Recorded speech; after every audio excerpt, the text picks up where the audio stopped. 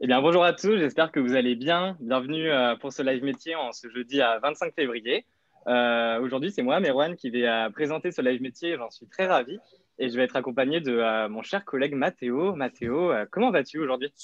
Bah écoute, ça va très bien. J'espère que vous aussi, que vous allez tous bien.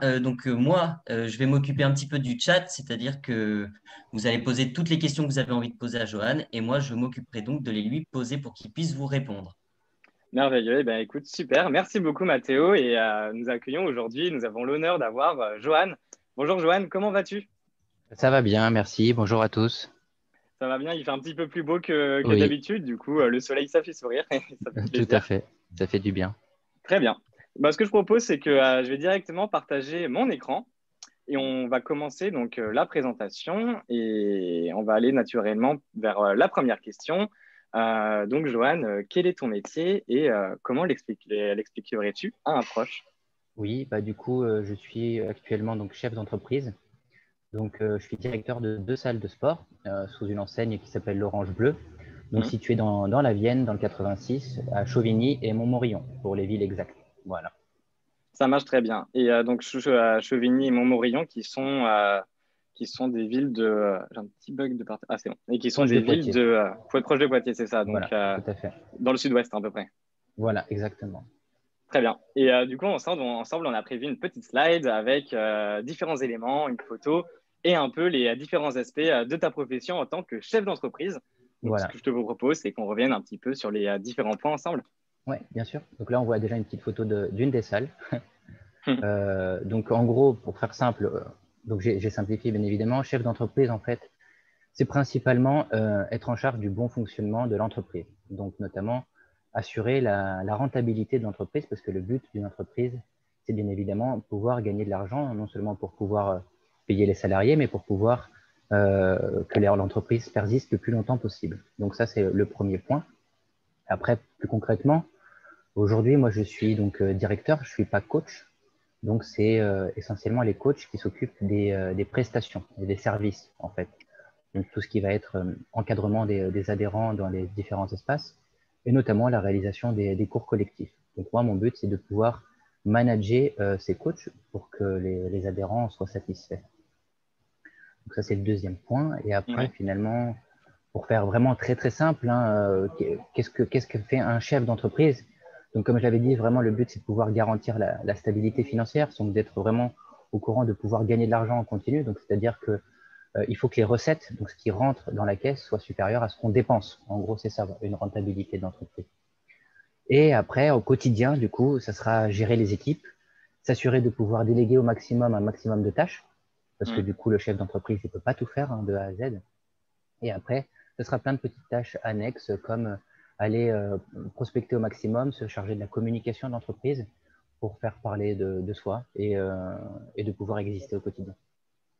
Ça marche très bien, bah, c'est super intéressant et super clair. Tu as pu nous expliquer du coup voilà, les différentes fonctions et un petit peu plus rentrer dans les détails. Toi, de ton côté, Mathéo, est-ce qu'on a des questions qui sont peut-être arrivées Alors entre-temps oui, alors on a sur le chat? déjà tout à fait, on a des questions qui sont arrivées.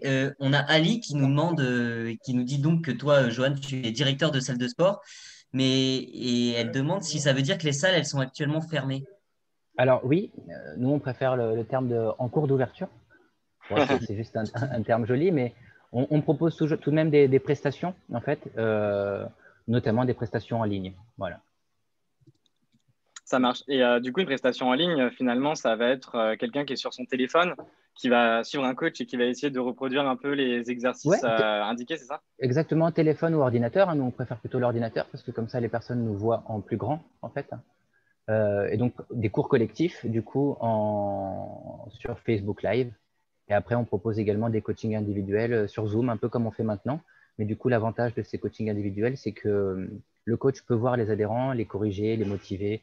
Donc, c'est quasiment comme du coaching individuel en présentiel, mais à travers un petit écran. Ça marche très bien. A-t-on d'autres questions, peut-être, Mathéo, sur le chat? Oui, alors complètement, on a une question par rapport au nom de la salle avec Olivier qui nous demande pourquoi est-ce que ça s'appelle l'Orange Bleu alors que c'est du sport. Ah, bah c'est une bonne question. En fait, l'Orange Bleu, du coup, c'est une franchise, en fait. Enfin, même pas une franchise, c'est une licence de marque. Donc, l'accès national, c'est pas moi qui ai choisi le nom. Et en fait, pour la culture, il me semble que ça vient d'un poème de Paul Éluard et où il disait la terre est ronde, la terre est bleue comme une orange. Voilà. Ah Et oui. après, je pense qu'ils se sont inspirés de ce poème. À mon avis, la relation avec le fitness, elle n'est pas forcément là, hein, mais en tout cas, c'est peut-être juste un petit poème. Voilà. D'accord, ok. Ok, donc du coup, ça rejoint une question que nous pose Léa. Du coup, toi, tu es chef d'entreprise de toutes les salles d'Orange Bleu ou seulement de Non, celles-ci? non, uniquement de celle de Chauvigny et Montmorillon. Après, il y a d'autres gérants qui sont des indépendants, en fait. Et comme je disais, c'est ce qu'on appelle une licence de marque. Donc, c'est pas vraiment comme McDo ou comme Starbucks ou des choses comme ça, mais ça ressemble, en fait. Le but, c'est qu'il va y avoir des gérants indépendants qui vont louer l'enseigne, l'Orange Bleu, pour avoir de ce qu'on appelle de la notoriété sociale. Voilà. Mais après, on est tous des gérants indépendants. Donc, on loue l'enseigne, on se nomme l'Orange Bleu, et après, nous, on gère notre business en local. Ok. D'accord, ça marche super intéressant. Est-ce que Mathéo, on a d'autres questions dans le chat? Alors oui, il y a Marion qui nous demande si c'est pas dur de déléguer au début quand on est chef d'entreprise. Ah ouais, Alors, bah, super bonne question. ouais, effectivement, c'est peut-être une bonne question.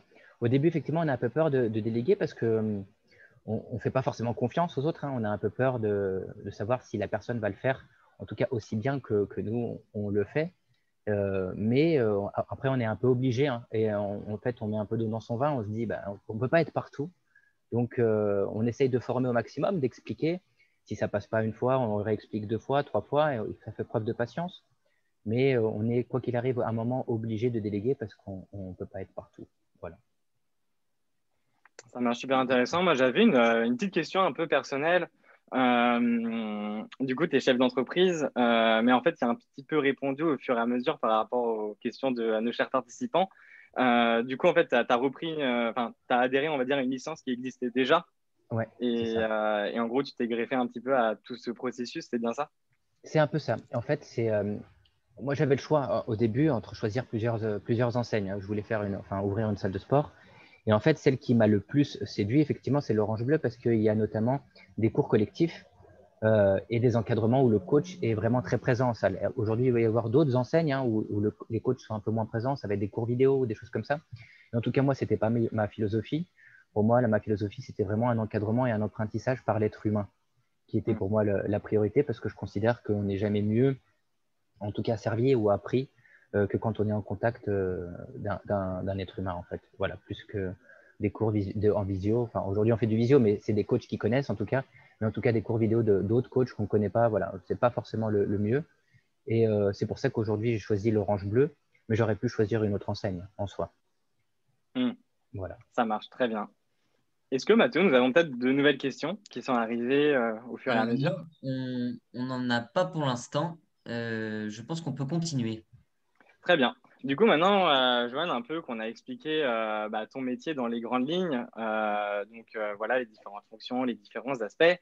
On va regarder un petit peu comment se déroule une journée dans la vie de Joanne, finalement, en tant que chef d'entreprise. Voilà.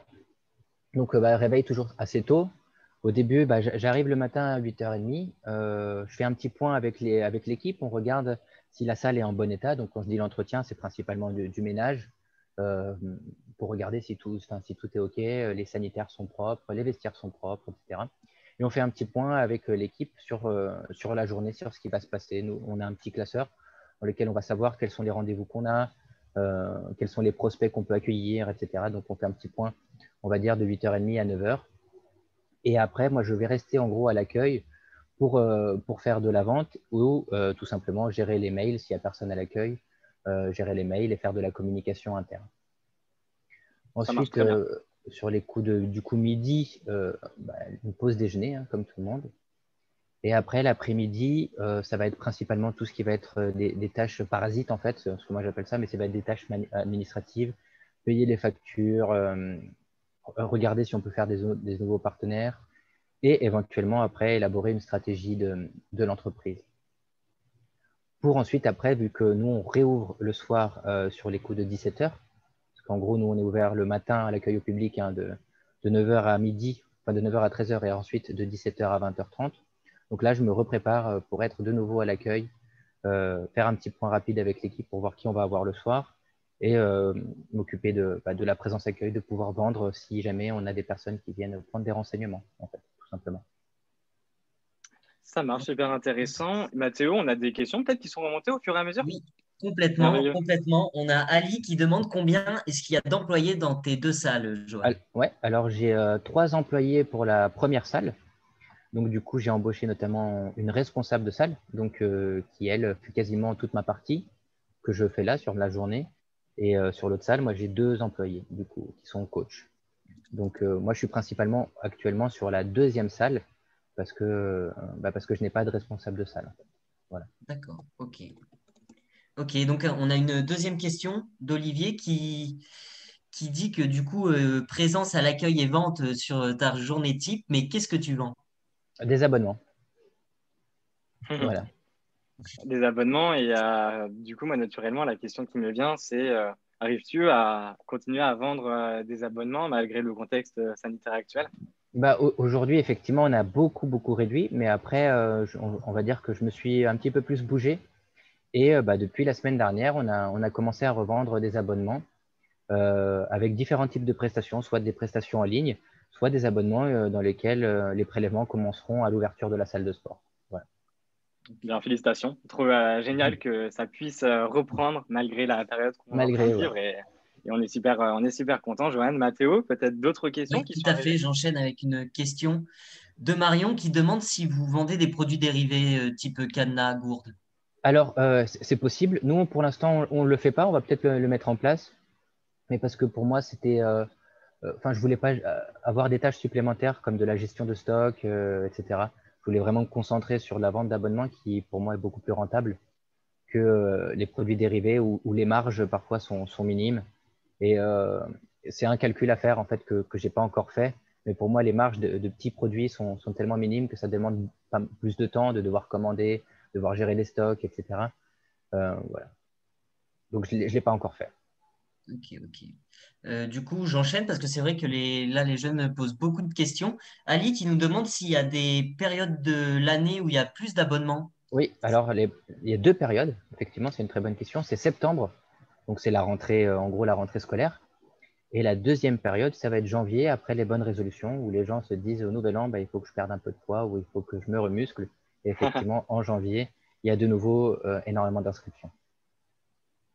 Ok, Super super. intéressant et je veux dire que moi-même, à chaque mois de janvier, je me dis, bon, bah, là, cette année, je vais faire du sport pour être bien pour l'été. Donc, effectivement, c'est vrai que je fais un peu partie de ces gens-là aussi qui Je profitent du crois mois de qu'on janvier on le fait un pour peu aller, tous. pour se mettre au sport. Est-ce que Mathéo, on a d'autres questions peut-être qui sont arrivées sur le chat? Ben, écoute, on a une question de Léa qui demande les compétences à avoir pour être chef d'entreprise. C'est une bonne question. Alors, pour être chef d'entreprise, de manière générale, je ne sais pas, en tout cas. Je ne connais pas tous les chefs d'entreprise. En tout cas, aujourd'hui, dans mon domaine, il n'y a pas vraiment en tout cas, de diplôme. Après, les compétences peuvent être variées, hein. Il faut vraiment être compétent, il faut être bon commercial, on va dire, hein, bon vendeur et je pense bon manager. Voilà. Et bon gestionnaire. Forcément, bon gestionnaire, il faut avoir quand même une rigueur dans son travail, savoir où on va, avoir les bonnes stratégies et savoir gérer ses comptes en fait, hein. Si on ne sait pas gérer ses comptes personnels, ça sera difficile de gérer après des comptes d'une entreprise. Oui, oui, j'imagine. C'est vrai qu'effectivement, lorsqu'on est chef d'entreprise, c'est important d'avoir, on va dire, si je puis dire, un pied assez important dans les différents aspects, dans les différentes tâches, Exactement. Ouais. pour avoir une vision la plus globale et faire fonctionner au mieux l'entreprise. Ouais. Moi, j'avais une petite question un petit peu personnelle. Depuis que parce que ça doit être pas, enfin, au fur et à mesure qu'on grandit avec son entreprise, vient la question du coup du recrutement. Ça doit être une grande décision de se dire bon, bah, à partir de maintenant, je peux recruter. Comment ça se passe un petit peu, toi, de ton côté, Johan, à ce niveau-là? Oui, bah, pour moi, la décision de recruter vient, on va dire, ouais, pour la première salle. Effectivement, moi, j'avais ouvert, pour être simple, avec un seul coach. Donc, j'étais le seul gérant et un seul coach. Et la décision de recruter, elle vient notamment du fait que j'ai commencé à atteindre ce qu'on appelle mon seuil de rentabilité. Donc, du moment où on peut atteindre son seuil de rentabilité, bah, du coup, on peut envisager l'embauche d'une deuxième personne. Et après, c'était du coup un mi-temps. Après, on se rend compte que ça continue à augmenter. Bah, du coup, ça va être un plein temps et ainsi de suite, hein. Donc, et aujourd'hui, effectivement, je me suis retrouvé avec 3 coachs, mais parce on avait suffisamment d'adhérents, donc suffisamment d'argent qui pouvait permettre le recrutement des coachs. En fait, pour moi, si on n'a pas l'argent, on ne recrute pas. Sinon, ça veut dire qu'on ne pourra pas les payer, on va devoir les licencier après. Donc, en fait, c'est un schéma assez simple, hein. Il suffit d'avoir suffisamment d'argent pour pouvoir grandir et pouvoir recruter au fur et à mesure. Ouais, bien entendu. Mathéo, avons-nous de nouvelles questions qui sont arrivées Ok, peut-être au fur et à mesure? alors on a une question de Laurent, mais à laquelle tu avais un petit peu répondu. Il demande si les compétences d'un chef d'entreprise, elles sont génériques, c'est-à-dire qu'elles s'adaptent à tous les types d'entreprises, ou tu as dû vraiment développer des compétences spécifiques? Alors, franchement, je ne pourrais pas me permettre de juger les autres, mais effectivement, je pense que quoi qu'il arrive, il y a un socle, hein. Le fait de savoir manager, le fait d'être un bon gestionnaire. Après, aujourd'hui, nous, on est dans un domaine où on a besoin d'avoir énormément de compétences en vente et en communication. Peut-être qu'il y a d'autres entreprises, je ne sais pas, je vais dire n'importe quoi, peut-être la menuiserie, il y a peut-être moins besoin de communiquer à l'extérieur sur les sites Internet, sur les réseaux sociaux, etc. Aujourd'hui, on est une entreprise qui est vraiment, on va dire, 2.0 quasiment, dans le sens où il faut énormément de communication, de prospection digitale et avoir une vraie stratégie également de vente. Après, il y a d'autres entreprises où juste le produit suffit pour pouvoir le vendre. Aujourd'hui, en tout cas, nous, notre produit, vu qu'on est dans un univers très concurrentiel, si on veut que les gens viennent chez nous, il faut qu'on arrive à les convaincre de venir chez nous. Comme les vendeurs de voitures. On sait très bien que les vendeurs de voitures, c'est des spécialistes en vente parce qu'on sait très bien que des voitures, on peut en avoir plein. Donc, après, ça dépend des domaines, hein. Si on a parfois juste le produit qui suffit, on est tout seul sur le marché, on n'a pas besoin forcément de développer ses compétences en vente. Ok. Et peut-être juste pour recontextualiser pour les jeunes qui nous regardent, lorsqu'on parle d'un produit, en fait, on parle de la prestation que tu proposes, Voilà, donc c'est-à-dire des exactement. services de sport. C'est vrai. Oui, et voilà, c'est ça, oui. Moi, j'avais une petite question un peu personnelle, encore une fois. Lorsqu'on est chef d'entreprise, qu'on a une salle de sport à disposition, est-ce qu'on a l'envie d'aller du coup tester son matériel, Bah oui, j'imagine? tout à fait. C'est une très bonne question. Et moi, effectivement, bah là, juste avant la visio, je venais de finir une petite séance. Ah, Voilà. Donc, oui, oui, tout à fait. Ça donne envie. Bon, surtout que là, c'est fermé, mais quoi qu'il arrive, oui, je m'entraînais assez régulièrement. Au moins, allez, 2 à 3 fois par semaine, je faisais des séances dans les heures creuses, comme à ce moment-là, ou sinon, c'était en fin de matinée. Une fois qu'il y avait plus de personnes à l'accueil, bah, je me permettais de faire une séance parce que du coup, ça montre à quel point je crois donc effectivement à mon produit, mais donc à mes services, parce que je sais que ça fait du bien, que ce soit au moral comme au physique, hein. On se sent mieux dans son corps, on se sent plus libre, on évacue les mauvaises pensées aussi par le sport, donc c'est vraiment quelque chose qui est bénéfique à son corps et son mental. Donc voilà, moi j'encourage tout le monde à faire du sport. c'est super. Mais c'est vrai qu'effectivement, même au-delà voilà, de la condition physique, c'est super important, le sport.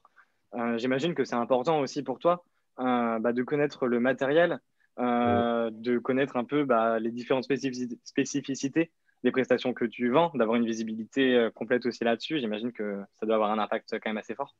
Oui, tout à fait. Après, il y a différents types de gérants de salles de sport, hein. Il y en a qui s'y connaissent un petit peu, il y en a qui sont coachs à la base et qui après deviennent gérants. Et il y a vraiment des gérants qui sont exclusivement, on va dire, un aspect financier. Donc, ils viennent et ils donnent un investissement sur la salle, mais qui s'y connaissent pas vraiment sur les prestations. Et je pense aujourd'hui que ce ne sont pas ceux qui peuvent, on va dire, le plus se développer. Je peux me tromper, hein, mais en tout cas, moi, j'ai un de mes coachs. Je prends l'exemple, il est juste en face de moi, Victor, qui était dans une autre salle avant, à Limoges. Et bah, le gérant, lui, il n'est pas vraiment du métier, hein, si je ne me trompe pas. Et bah, du coup, on sent qu'il n'est pas forcément passionné par le sport. Et bah, du coup, ça se ressent sur la gestion de l'équipe, je pense, comme sur la vente d'abonnements auprès des adhérents. Ça Voilà. marche très bien. Mathéo, peut-être avons-nous des questions qui sont arrivées au fur et à mesure? Oui, tout à fait, tout à fait. On a une question d'Olivier qui nous demande du coup quels sont les adhérents à la salle de sport. Voilà, est-ce que c'est plutôt des jeunes ou des personnes plus âgées? C'est tout le Et monde. sur... Ouais, c'est Ouais, tout le monde? ouais, vraiment, c'est vraiment tout le monde. C'est monsieur et madame tout le monde. On va dire ça va de 16 à quasiment 70 ans. Les personnes plus âgées viennent plutôt le matin. Et après, les personnes actives ou les jeunes viennent plutôt soit le mercredi après-midi, souvent ils venaient à 13 heures, soit le soir. Mais ça va vraiment, on a un public extrêmement large. Et justement, les coachs, c'est ça, c'est l'avantage d'avoir des coachs, c'est qu'ils arrivent à adapter les programmes et l'encadrement à tout type de public. En fait, on a toujours des variantes d'exercices, d'exécution pour pouvoir adapter voilà, les entraînements à tout âge. D'accord, et ok. tout type de profil. Ok, et on a une deuxième question d'Olivier, et à ce niveau-là, tu vas peut-être pouvoir me rassurer sur est-ce qu'il faut être un grand sportif pour intégrer une salle de sport? Non, du tout. Non, non, justement, nous, on vend des abonnements, enfin, en tant qu'adhérent, hein, on parle. Oui, Ok, bah non, du tout. On a en fait, la plupart de nos adhérents, en tout cas, c'est des gens qui n'ont pas vraiment fréquenté de salle de sport et qui se disent, en gros, bon, bah, il faut que je me bouge un petit peu, je vais voir ce que ça donne. Et nous, c'est à nous de les convaincre, de dire que, justement, ils peuvent commencer depuis zéro. Mais c'est ça qui est beau, c'est que de pouvoir commencer. Et souvent, enfin, la plupart, ils y prennent goût, ils se disent, bah, ça me fait du bien, je sens du changement bah, dans mon corps et j'ai plus confiance en moi, je me sens plus à l'aise, même avec mon entourage. Je reviens le soir, je suis moins énervé, donc du coup, je vais moins gueuler sur ma femme ou mes enfants. Enfin voilà. Donc ça fait vraiment du bien à tout le monde. Et donc le profil du débutant est bien évidemment le bienvenu. C'est super intéressant et c'est vrai que moi, à titre personnel, je ne suis pas un grand sportif, mais je suis déjà allé dans des salles de sport et je dois dire qu'en tout cas, dans celle où je suis allé, il y avait une certaine bienveillance vis-à-vis des novices, une espèce d'entraide, une sorte de volonté, un peu des volontés qu'on retrouve dans le sport, un peu que pour qu'on puisse être aidé et s'améliorer au maximum. Tout à fait. Et après, effectivement, après, ça dépend des enseignes, hein. Moi, Mm. je crache pas sur d'autres enseignes, mais moi, en tant qu'adhérent, je suis allé voir d'autres enseignes et effectivement, je me sentais pas forcément à l'aise. Le but, c'est justement, bah, effectivement, c'est ce que tu dis, c'est la bienveillance et l'entraide. On est toujours là au sourire, à l'accueil, et on juge personne. Vraiment, pour nous, c'est extrêmement important. On n'est pas là pour se prendre en photo et les mettre sur Instagram et de voir voilà, nos corps. Nous, notre but, c'est vraiment d'être là pour l'autre, d'aider les gens à atteindre leur objectif. Et surtout, bah, voilà, l'humilité, la simplicité sont pour nous les maîtres mots. Ça marche très bien. Bah, écoute, merci Mathéo. On a peut-être des dernières questions, on enchaîne ou... ouais, on a Mm. une dernière question, ensuite on pourra enchaîner. Ali qui nous demande si tu as que des machines ou est-ce que tu proposes aussi d'autres cours, la boxe ou le yoga Ouais. par exemple. Donc, on a des machines et énormément de cours. En fait, bah, juste derrière, c'est le planning des cours collectifs, hein. Donc, on n'a pas du yoga à sens propre, mais on a ce qu'on appelle un cours d'attitude dans lequel il y a des mouvements de yoga, pilates et tai chi. Et dans l'autre salle, on a ce qu'on appelle le yako combat, où c'est des mouvements de boxe dans l'espace, des mouvements très cardio bah, qui défoulent énormément. Donc, on a énormément de cours collectifs et c'est aujourd'hui le grand point fort de l'enseigne L'Orange Bleu. Super Ok. intéressant. Merci beaucoup, Johan. Mathéo, peut-être d'autres questions? Alors oui, on a une Trop question cool. qui vient d'arriver de la part de Léa, qui demande comment est-ce que tu as choisi ton métier? Ah, c'est une bonne question. Ben, en fait, je ne sortais pas du tout de ce genre d'études, en fait. Ben, j'étais ingénieur, on va le voir par après, mais pour faire simple, j'étais Mm. ingénieur dans le génie civil à Paris. Et c'est au fur et à mesure une reconversion professionnelle. Donc, j'étais passionné de sport et en gros, je voulais entreprendre. Voilà, pour faire simple, parce que si on y revient après, tu auras peut-être d'autres éléments. Ouais, tout à Bah, fait. je trouve que c'est une super transition parce Ouais. que bah, ce que je te propose, Johan, c'est qu'on prenne une machine à voyager dans le temps, qu'on aille quelques années en arrière et qu'on apprenne ce que Johan, plus jeune, souhaitait faire plus tard. Voilà. Bah, plus petit, je voulais être footballeur professionnel. Et je voulais sinon en parallèle être dessinateur et notamment de dessinateur de BD. Mais voilà, j'étais vraiment assez petit. Donc, toujours un petit peu dans la thématique du sport. Du sport un petit peu. Trop cool. Et maintenant qu'on sait un peu ce que tu voulais faire quand tu étais plus jeune, on va parler maintenant de ton parcours d'orientation. Finalement, comment on arrive, en partant d'un rêve, on arrive à aujourd'hui. Et ça arrive tout de suite avec la prochaine slide. Ouais, donc bah, en fait j'ai fait un parcours assez classique, hein. Donc j'ai fait un bac S avec une option sciences de l'ingénieur. Et après j'ai intégré une école d'ingénieur qui s'appelle Polytech Paris. Donc j'ai fait une prépa intégrée de 2 ans et 3 ans d'école pour finir en gros ingénieur dans le génie civil en spécificité ce qu'on appelle géotechnique. Donc, c'était l'étude des sols pour les constructions. Et j'ai fait 6 ans, du coup, d'ingénieur dans des grandes entreprises, hein. La première, j'ai fait 4 ans chez Vinci Construction. Donc, Vinci, c'est celles qui font, par exemple, on voit les parkings, sinon à Paris, hein, ou les autoroutes. Et après 2 ans dans une entreprise de maîtrise d'œuvre qui s'appelle Sistra. Et après, j'ai décidé, bah, du coup, d'entreprendre et, en 2017. Voilà. pour ouvrir la première salle de sport en 2018. Ça marche, super intéressant. Moi, j'ai une petite question sur ton parcours. Est-ce que tu as eu peut-être l'occasion de faire des stages en entreprise, voilà, des petites sessions qui te permettaient en fait de découvrir Oui, le métier que tu étudiais? oui, bah, effectivement, j'ai fait des stages donc, pendant les années d'école. La première année, j'ai fait 1 mois de stage d'ouvrier donc, dans une entreprise qui s'appelait Bot Fondation, pardon, pendant 1 mois en tant qu'ouvrier pour connaître un petit peu le métier d'ouvrier. Du coup, la deuxième année, on passait au technicien. Et là, j'ai fait 2 mois dans un service terrassement, un service carrière de terrassement en tant que technicien. Pour finir, du coup, la troisième année d'école, hein, donc là, c'était 6 mois en tant qu'apprenti ingénieur. Et là, c'était vraiment dans le domaine du génie civil. Super intéressant, merci beaucoup. Et c'est vrai que Oui. un stage, c'est quand même quelque chose qui est super important, voilà, pour pouvoir réussir à mettre des images, on va dire, sur ce qu'on peut apprendre à l'école. Tout Mathéo, à fait. avons-nous peut-être des questions qui sont Mais arrivées sur le chat? bien sûr, on a des questions Merveilleux. dans le chat. On a Marion qui nous demande pourquoi cette reconversion? C'est une très bonne question. Pourquoi la reconversion? C'est parce que plusieurs choses. Déjà, en fait, je voyais pas forcément. J'aimais pas en fait rester vraiment derrière un ordinateur toute la journée. J'avais besoin de bouger et de voir plus de monde. Donc moi, c'était vraiment un bureau d'études en gros. Hein, quand on est ingénieur en génie civil, moi, j'étais pas en chantier, j'étais en bureau d'études. Donc je faisais beaucoup de calculs, beaucoup de notes, de calculs, de devis, etc. Mais c'était pas forcément mon quotidien ne me plaisait pas forcément d'arriver à 8 heures et de partir à 18 heures et d'avoir la tête comme une compote parce que je suis resté toute la journée derrière l'ordi. Et après, en fait, aussi parce que je voulais vraiment entreprendre et devenir mon propre patron, en fait. Je sentais que j'avais besoin de quelque chose qui pouvait m'épanouir davantage et effectivement d'ouvrir une salle de sport, hein, c'était pour moi ce qui me plaisait le plus parce que du coup, moi, je faisais du sport, même en étant ingénieur, j'essayais de faire toujours beaucoup de sport, de foot, de musculation, etc. Et donc, c'était vraiment quelque chose qui me faisait du bien. Et du coup, je voulais aussi faire du bien à d'autres personnes qui pouvaient, parce que pour moi, c'était une échappatoire. Et donc, je voulais aussi pouvoir offrir cette échappatoire à d'autres personnes. Voilà. Ok, ok. Bah, du coup, ça rejoint une question d'Olivier qui demande si tu as suivi une formation pour te reconvertir. Alors, oui, donc en propre, moi, j'avais utilisé ce qu'on appelle mon CPF, il me semble, mon compte personnel de formation. Peut-être ça a changé de nom aujourd'hui.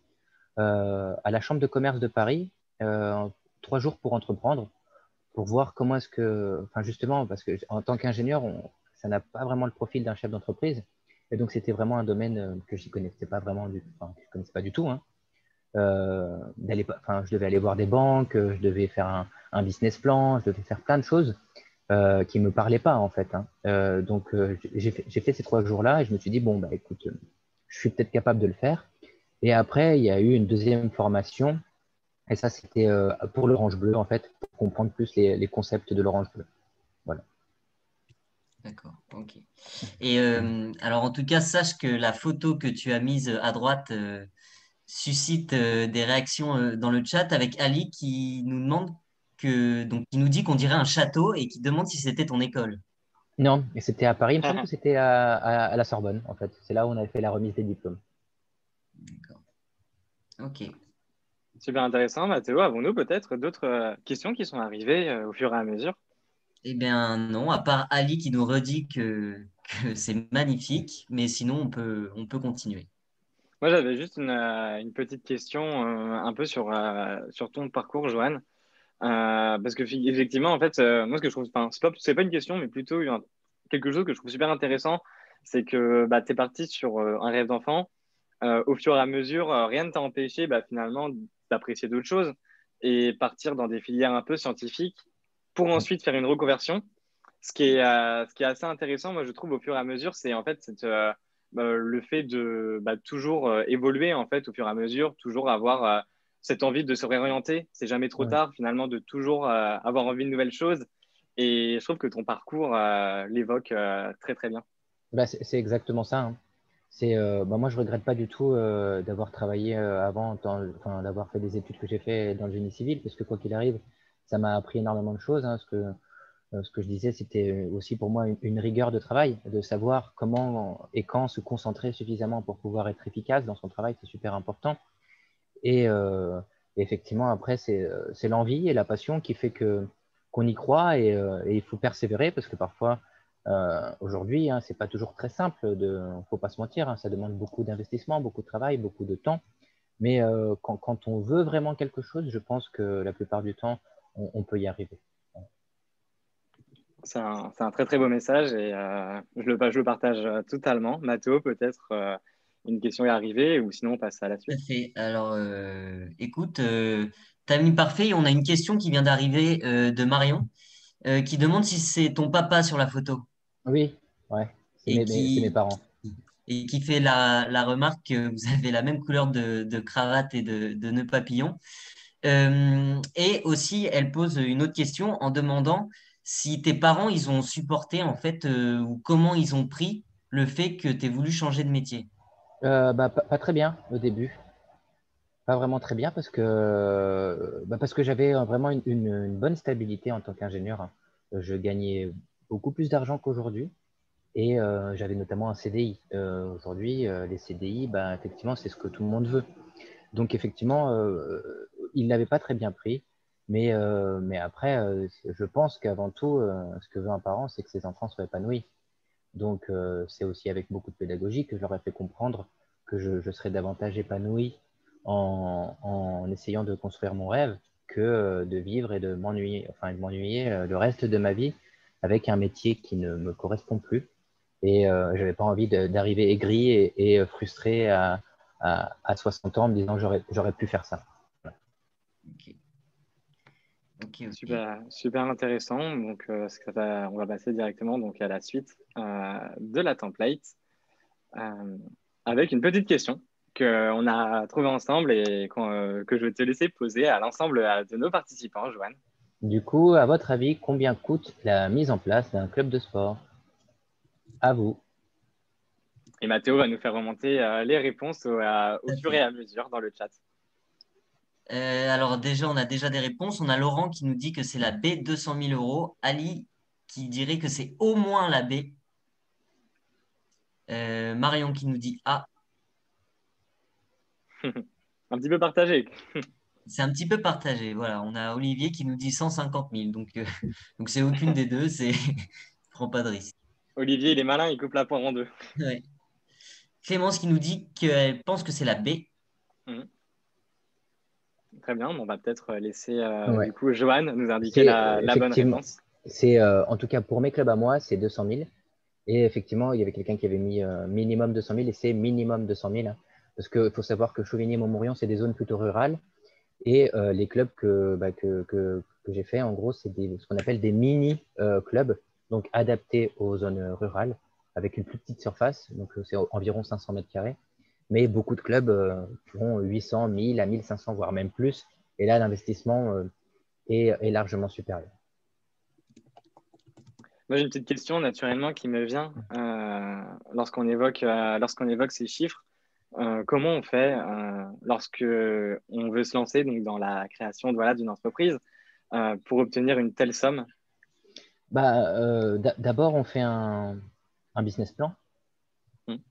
euh, qui doit montrer, en gros, qu'au bout d'un certain temps, on va être rentable et la banque, ça va être très simple et qu'on va pouvoir rembourser la banque, en fait. Qu'on va Oui. pouvoir gagner suffisamment d'argent pour rembourser la banque.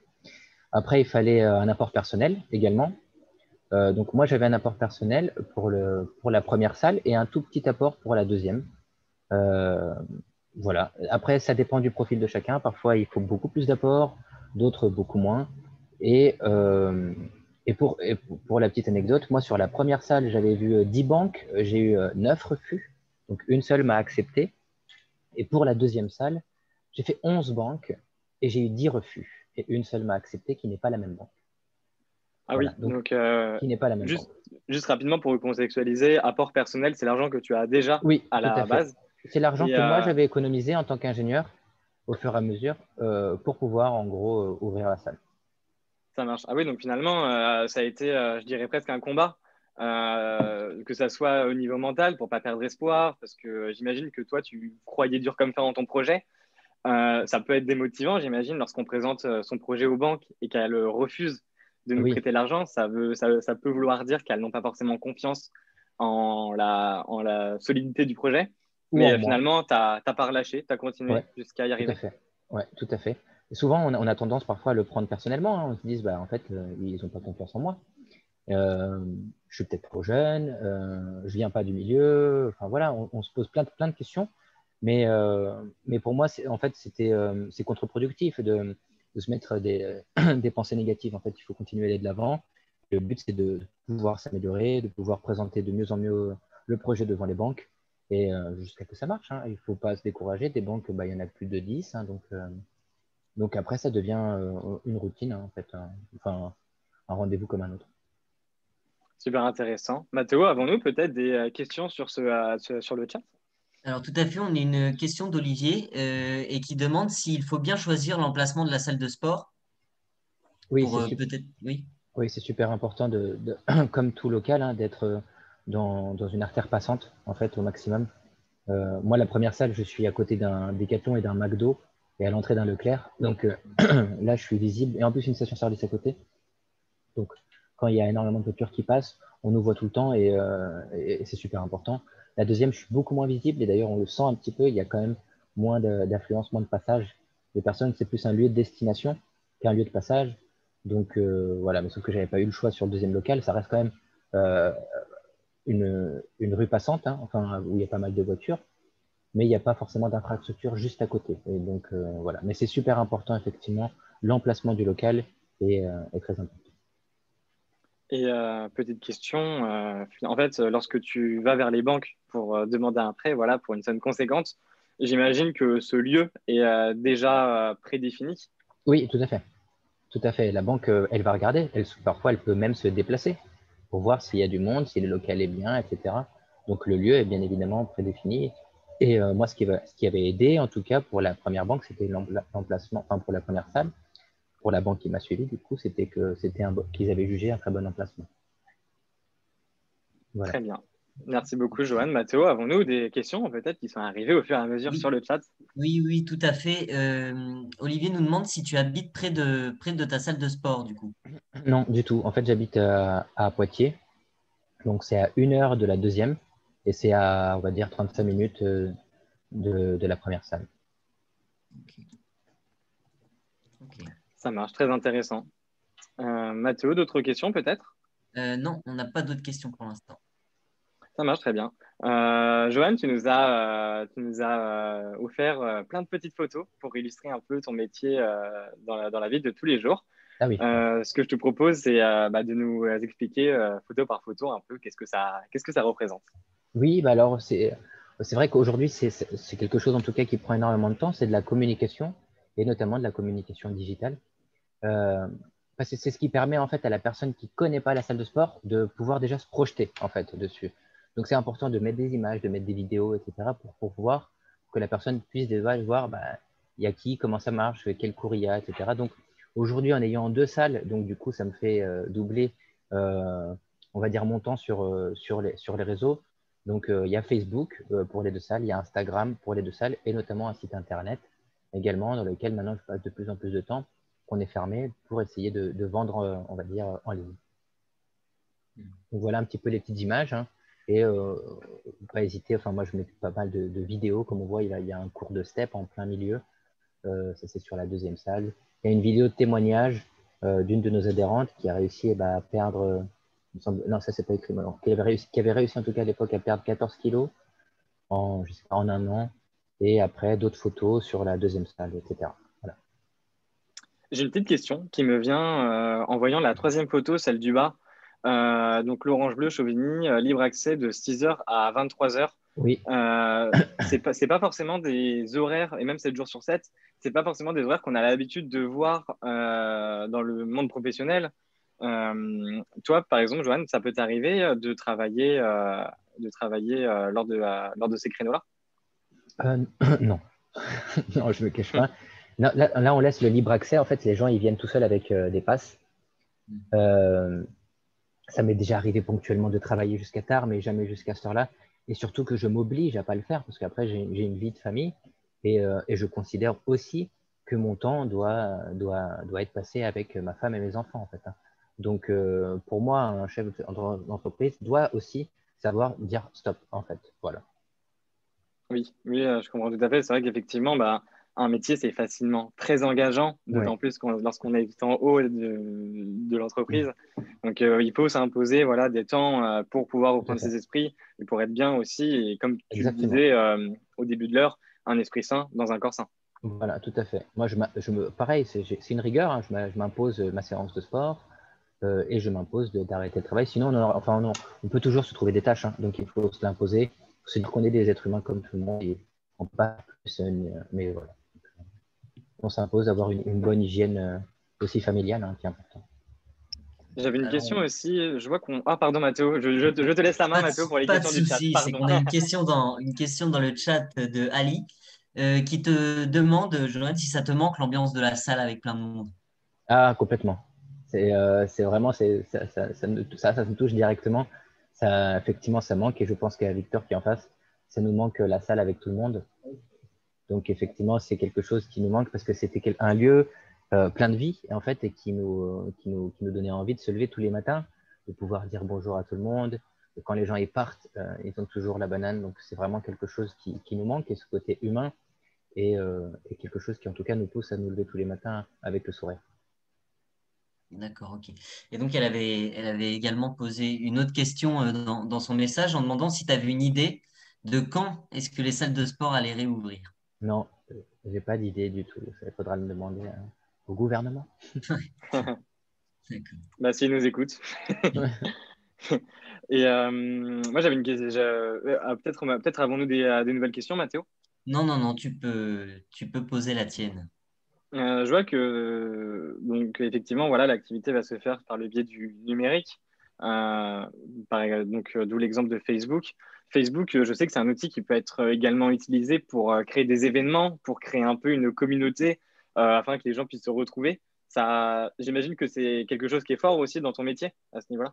Oui, tout à fait. Après, effectivement, alors, sur Facebook, on peut créer effectivement des événements. Nous, on crée des événements actuellement pour les cours collectifs. Donc, les gens, ils se retrouvent sur l'événement du cours collectif qui a lieu. Par exemple, aujourd'hui, Victor va donner un hit ce soir. Donc, j'ai créé un événement pour le cours, pour que les gens cliquent intéressés sur le cours, en gros. Et après, sinon, d'autres événements plus ponctuels, comme des soirées à thème, des défis, des choses comme ça. Nous, on s'oblige aussi à créer des événements régulièrement pour pouvoir notamment fidéliser la clientèle, montrer qu'on n'est pas que là que pour faire du sport, mais qu'on peut être aussi fait partie d'une famille. En fait. Voilà. Oui, oui, c'est vrai que moi, je pense personnellement que dès lors que les personnes se retrouvent autour d'une passion commune, c'est quelque chose qui lie et qui est très motivant aussi Tout à fait, ouais. dans cette continuité. Ouais, tout à fait. On crée du lien, en fait. Merveilleux. Mathéo, peut-être avons-nous de nouvelles questions, ou même si toi, tu as une question à poser, c'est le moment aussi. On n'a pas d'autres questions. Et moi, je n'ai pas de questions non plus. Tu as été super clair, Johan. Trop cool. Et bien, nous allons passer donc à la prochaine partie. Une de mes parties préférées, je dois dire, c'est les idées reçues sur ton métier, Johan. Donc, des choses que tu as l'habitude, en fait, d'entendre, que ce soit, par exemple, d'amis ou de personnes un petit peu éloignées, mais finalement qui ne Ouais, sont pas forcément vraies. Et ouais, je pense que c'est le bon moment pour déconstruire toutes ces idées. Donc, je te laisse ouais. la main dessus. Bah, du coup, les idées reçues, c'est notamment, bon, j'ai pas pris le vocabulaire du chef d'entreprise, du coup, j'ai pris le vocabulaire du patron, mais c'est un peu la même chose, parce que souvent, les idées reçues viennent avec le mot patron, qui est toujours un peu plus péjoratif. Donc, le mot, enfin bon, être patron, c'est travailler, de faire travailler les autres à sa place. Du coup, c'est pas vrai. Parce que moi, ça me dérange pas de travailler énormément aussi, hein, et de faire les tâches que tout le monde fait, en fait, hein. Que ce soit du ménage aux autres. Moi, je demande bien évidemment à mes employés parfois de faire le ménage, mais ça me dérange pas de le faire. En fait, c'est pas mon but, c'est pas d'arriver que tout soit propre, etc. C'est quelque chose où je dois montrer l'exemple. Et ouais, après, de toute façon, c'est pas quelque chose qui me dérange plus que ça. Être patron, c'est gagner beaucoup d'argent. Bah, effectivement, c'est pour moi, en tout cas actuellement, c'est pas vrai non plus, hein, dans le sens où je gagnais beaucoup plus d'argent en étant ingénieur en médecine, notamment à Paris, hein, que ici, on va dire en province, où du coup, pour l'instant, je gagne beaucoup moins. Donc, être patron, c'est pas rouler en Ferrari, etc. Et être patron, c'est ne plus avoir du temps pour sa famille. Souvent, c'est aussi les clichés qu'on va avoir du chef d'entreprise qui passe tout son temps en entreprise et qui devient ce qu'on appelle un workaholic. En gros, c'est quelqu'un qui est, on va dire, fan de son travail et qui va finir tard le soir. Non, être patron, c'est pouvoir aussi s'imposer des moments de récréation et des moments de famille. Et le dernier, c'est être patron, c'est vouloir du pouvoir sur les autres. Ça, c'est faux non plus. C'est faux aussi, hein. Être patron, c'est tout simplement être, on va dire, savoir manager les autres avec la meilleure intelligence. Moi, je ne le fais pas du tout pour l'ego, encore une fois, mais tout simplement parce que je considère aujourd'hui être celui qui a pris le plus de risques et être le plus compétent dans mon domaine. C'est tout. Mais si jamais demain quelqu'un peut me dire c'est pas comme ça qu'on fait, pourquoi, et qu'il me l'explique, il n'y a pas de souci. Moi, je suis pas patron pour avoir le melon, je suis patron pour faire fonctionner l'entreprise. Voilà. Ok. Merci beaucoup, Joanne, pour toutes ces idées. Avons-nous des questions, Mathéo? Alors oui, on a plusieurs questions. On en a une qui nous dit quelles sont les autres options qui existent pour travailler dans le sport? Ah, c'est une bonne question. Alors, mais juste, est-ce que les autres options qu'il y a pour travailler dans le sport, en fait, là, du coup, c'est pas quelque chose. Ah, Joanne, il me semblait qu'on avait un petit bruit de fond, mais je crois qu'il vient de disparaître. Ouais. C'est bon. Ouais, tu m'entends? Là, c'est merveilleux. Merci. Et je vais juste, du coup, vu que je suis avec Victor, qui est coach, et c'est une question qui va pas trop, parce que moi, comme je suis pas du sport du tout à la base, en fait, je préfère donner la parole à quelqu'un, du coup, qui va être plus compétent que moi pour pouvoir vous répondre. Donc, la question était, quelles sont les autres options pour pouvoir travailler dans le sport? C'est bien ça? C'est ça, tout à fait. Donc, je me permets. Bonjour Victor et bienvenue. Bonjour, Nous avons un invité spécial. bonjour à tous. Alors, la question, un autre moyen pour travailler dans le sport, STAPS. Donc, on a une grosse filière STAPS, mais la différence avec mon diplôme que j'ai passé moi c'est un BPGEPS, activité de la forme, donc un brevet professionnel reconnu par l'État. Donc, la différence entre les deux, c'est que donc déjà la durée. Nous, en BPGEP, ça se fait sur 1 an ou 2. STAPS, ça se fait, donc c'est une licence, hein, donc ça se fait sur beaucoup plus d'années. Et nous, notre formation est plus courte, mais on a plus de terrain, on va dire. Donc, eux ont plus de théories, parce qu'ils sont beaucoup de temps en classe avec des professeurs. Nous, on est avec des intervenants qui sont directement dans le milieu, donc qui sont directement dans les salles de sport. Donc, eux nous apprennent en fait leur métier et nous donnent leur expérience. Donc, c'est ça la différence entre les deux.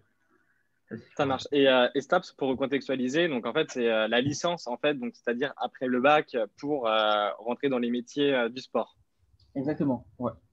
Après, quelqu'un qui a fait STAPS et qui a ensuite fait un BPG, c'est la personne la plus complète pour les métiers du sport. Ça marche très bien. Bah écoute, Victor, merci beaucoup pour cette intervention et toutes ces précisions. Merci à vous. C'est très gentil de ta part. Merci beaucoup, Mathéo. Peut-être avons-nous de nouvelles questions qui sont arrivées sur le chat. Alors oui, tout à fait. On a Marion qui demande si tu penses ouvrir d'autres salles dans le futur. Je ne sais pas. D'accord. Qu'est-ce qui te fait hésiter, Joanne, à ce niveau-là? C'est peut-être le temps, l'investissement, c'est quand même beaucoup d'énergie, hein. Donc, si demain les deux salles devenaient complètement indépendantes où je devais vraiment passer beaucoup moins de temps, pourquoi pas? Aujourd'hui, c'est pas encore le cas, ni sur l'une ni sur l'autre.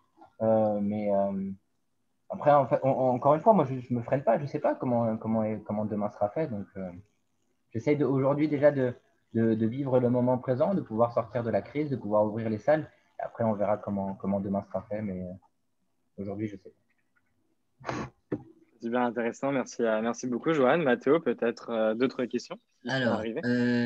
Alors oui, Marion, encore une question de Marion qui demande si du coup les autres options, donc STAPS et BPGEPS, donnaient d'autres possibilités que de devenir coach.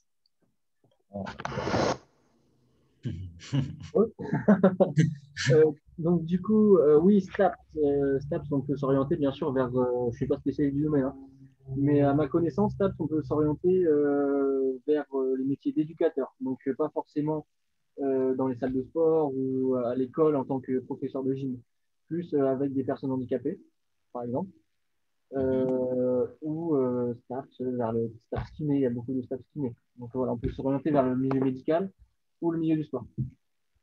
Après, il doit y en avoir d'autres, hein, mais je ne suis pas spécialiste de la chose. Mais moi, de ce que je sais. Et après, les BPGEPS, c'est en fait, il y a plusieurs spécifiques, il y a plusieurs, on va dire, sports, donc il y a plusieurs BPGEPS. Il y a un BPGEPS AF, activité de la forme, il y a un BPGEPS ALP, activité loisirs pour tous. Enfin voilà, il y a des BPGEPS pour tous les sports, quoi. Pour différents, il y a BPGEPS, ouais, voilà, BPGEPS aviron, canoë, escalade, il y en a plein. Après, on peut se spécialiser dans, par exemple, entraîneur ou dans un sport spécifique ou voilà, on peut très bien s'orienter sur un sport très spécifique comme être très très large. Ça marche très bien. Bah, écoute, merci Victor encore pour ces précisions. Avons-nous de nouvelles questions, Mathéo? Alors non, on n'a pas d'autres questions. Non. Moi, je voulais rebondir sur une idée reçue et ça va peut-être être, parce qu'on arrive d'ailleurs bientôt à la fin de notre séance. C'est vrai qu'on entend souvent parler que être patron, c'est gagner beaucoup d'argent. C'est une idée reçue qui est assez répandue.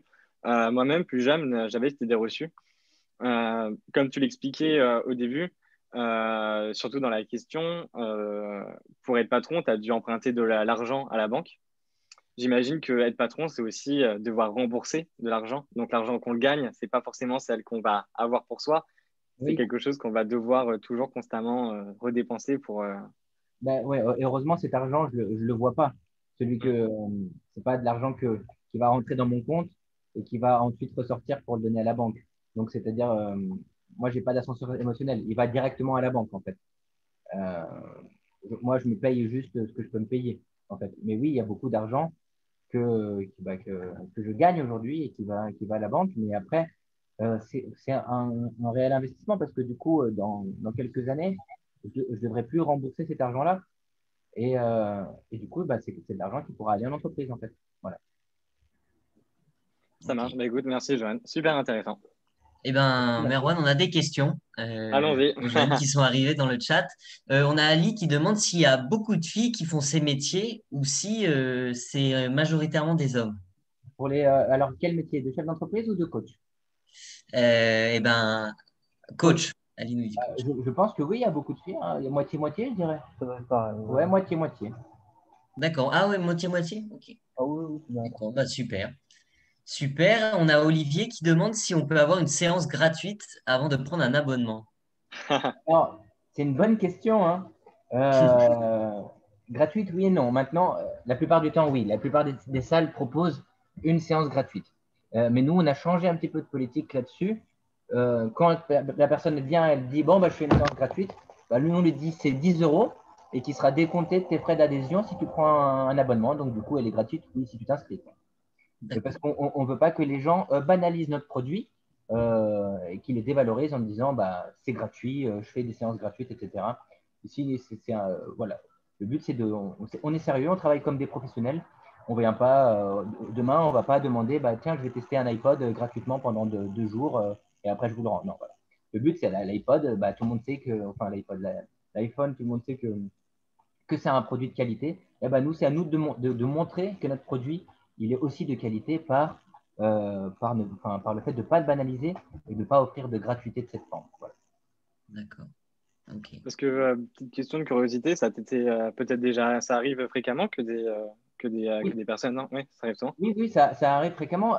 En fait, c'est soit nous qui décidons d'offrir une séance d'essai quand la personne on sent qu'elle a réellement besoin, en fait, parce qu'elle ne connaît pas, elle a peur du regard des autres, elle a peur de comment ça va se passer, elle a vraiment besoin et ça, c'est justifié, hein. Donc là, nous, à titre commercial, on peut lui dire, on vous offre une séance d'essai. Et quand quelqu'un vient et dit, bon, bah, je viens pour une séance d'essai, là, on lui dit, c'est 10 euros. Hmm. Oui, je Voilà. comprends tout à fait parce qu'effectivement, c'est vrai qu'après, après, c'est un peu compliqué de s'y retrouver si ce Bah, processus se fait constamment de cette manière-là. ouais, pour nous, c'est bien vraiment de montrer qu'on fait un travail. En fait, le but, c'est de montrer qu'on fait un travail de qualité et qu'on ne veut pas le brader, en fait. Voilà. Et je rebondirais juste pour finir sur la première idée reçue. Être patron, c'est faire travailler les autres à sa place. Je trouve que ça rebondit un peu sur le début de la séance. Tu nous expliquais en fait finalement que bah, toi, en tant que patron, ça pouvait t'arriver d'être à l'accueil, ça pouvait t'arriver de préparer également la salle du matin.